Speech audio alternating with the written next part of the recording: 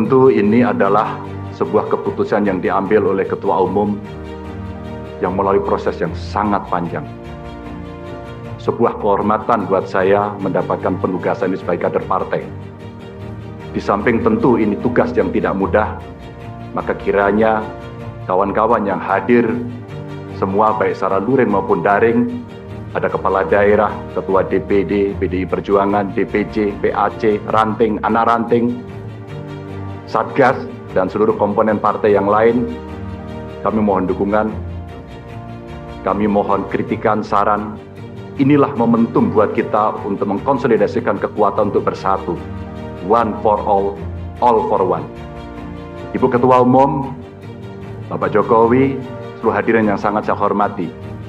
Tentu ini bukan penugasan saya yang pertama dari partai ini. Awalnya, sebelum masuk dalam jabatan publik, kami pernah ditugaskan oleh partai untuk membentuk, membidani lahirnya Badiklat Pusat. Setelah itu, partai juga memberikan penugasan kepada saya untuk ikut serta dalam melahirkan Badan Penanggulangan Bencana dan Departemen Otonomi Daerah. Setelah itu, penugasan berikutnya diberikan kepada saya untuk menjadi anggota DPR RI sampai 2 periode.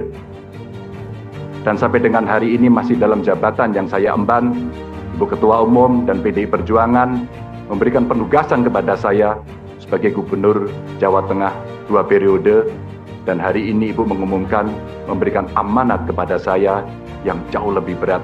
Mudah-mudahan saya mampu, insya Allah saya akan berjuang dengan baik soal itu sebagai calon Presiden Republik Indonesia.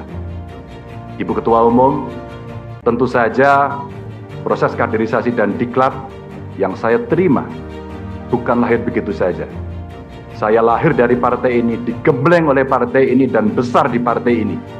Dengan nilai-nilai kejuangan partai, dengan semangat, spirit, dan inspirasi dari Bung Karno, yang tentu kita sebagai anak-anaknya, sebagai anak-anak bangsa, sangat menghormati, mengikuti, dan selalu menjalankan apa yang menjadi pemikiran beliau. Sebagai seorang pemikir politik, bagaimana beliau berbicara dalam taraf global, dalam taraf nasional, bahkan sampai yang kecil, sampai tingkat lokal, yang tadi disampaikan, bagaimana kita bersentuhan dengan rakyat secara langsung. Seluruh inspirasi dari pemikiran Bung Karno inilah yang kemudian mesti kita wujudkan. Tugas belum tuntas, harus kita tuntaskan oleh anak-anak bangsa. Bagaimana spirit dalam pembukaan Undang-Undang Dasar mesti kita wujudkan. Bagaimana negara ini bisa berdikari dalam bidang politik, kemudian berdaulat dalam bidang politik, berdikari dalam bidang ekonomi, dan tidak pernah lepas kita punya kepribadian dalam kebudayaan. Itulah yang memberikan spirit kami. Tentu saya ingin mengucapkan terima kasih secara khusus kepada Mbak Puan yang dalam penugasan politik pernah menjadi pasukan tempur, panglima tempur di Jawa Tengah sampai dengan 2 periode. Mas Nanan, terima kasih yang selalu memberikan arahan. Wabil khusus Pak Presiden, Pak Jokowi, saya sebagai panjang tangan pemerintah di daerah, bagaimana kita gotong royong membangun spirit sebagai bonding partai untuk bisa menyelesaikan tugas-tugas ideologis dan melayani masyarakat. Tentu terobosan-terobosan yang diberikan oleh Pak Jokowi, fundamen yang sudah dibangun, mesti kita lanjutkan. Hanya kita yang terus berkomitmen untuk melanjutkan itu, di mana beliau mendobrak kemapanan-kemapanan, kenyamanan-kenyamanan, sehingga Indonesia bergerak maju untuk itu.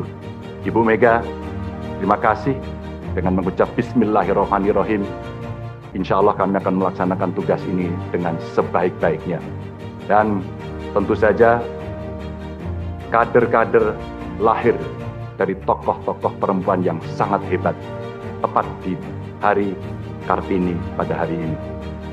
Kepada seluruh umat muslim, selamat menjalankan Idul Fitri. Mohon maaf lahir dan batin, mohon dukungan, mohon doanya. Salam Pancasila. Salam Pancasila. Merdeka. Merdeka.